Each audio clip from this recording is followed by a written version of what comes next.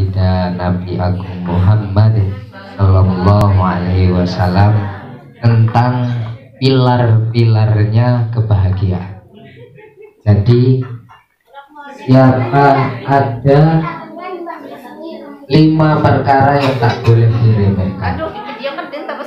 Ada 5 perkara yang tidak boleh diremehkan, dan ada 5 perkara dia akan juga dirumahkan. Kalau 5 perkara ini diremehkan, maka dia juga dapat 5 perkara yang dirugikan.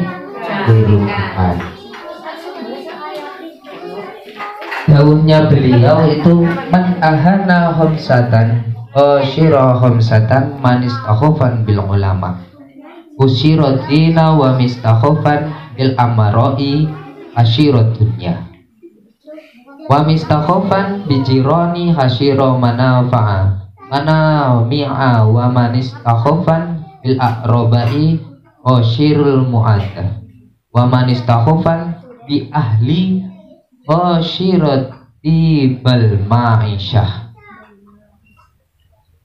Jadi ada 5 perkara yang tidak boleh diremehkan. Salah satunya itu meremehkan ulama. Kalau ulama kok diremehkan, maka dia akan dirugikan agamanya. Berarti dia akan rugi agamanya. Kalau ada itu, kalau masalah agama itu ada syairnya katanya, tapi syairnya Jawa. Enaknya itu hidup di dunia itu ya saling lihat melihat, sawang si awang. Untuk masalah agama kita harus menyawang, melihat ke atasnya. Kalau masalah agama kita harus melihat yang di atas kita. Kenapa orang itu kok bisa sholat, orang itu bisa ngaji, kenapa kita tidak?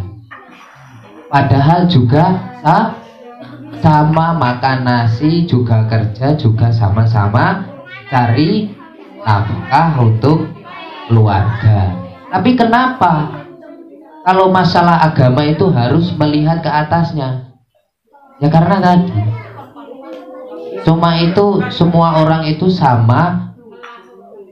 Kenapa kita tidak bisa seperti halnya orang yang bisa haji? Makanya kalau masalah agama itu tidak boleh diremehkan. Apalagi kalau seandainya ada kiai, itu jangan sampai diremehkan.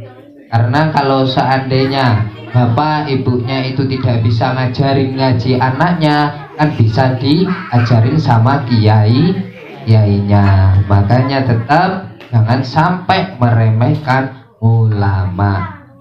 Terus kalau mau melihat ke bawahnya, itu masalah harta. Kalau masalah harta kita harus melihat ke bawahnya. Jangan sampai kita itu sok punya uang sendiri, tapi lihatlah ke bawah.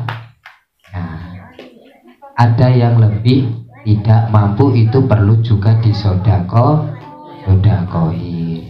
Jadi kalau punya uang lebih itu bisa sodakohi. Yang kedua itu, siapa yang meremehkan penguasa, maka ia akan dirugikan dunianya.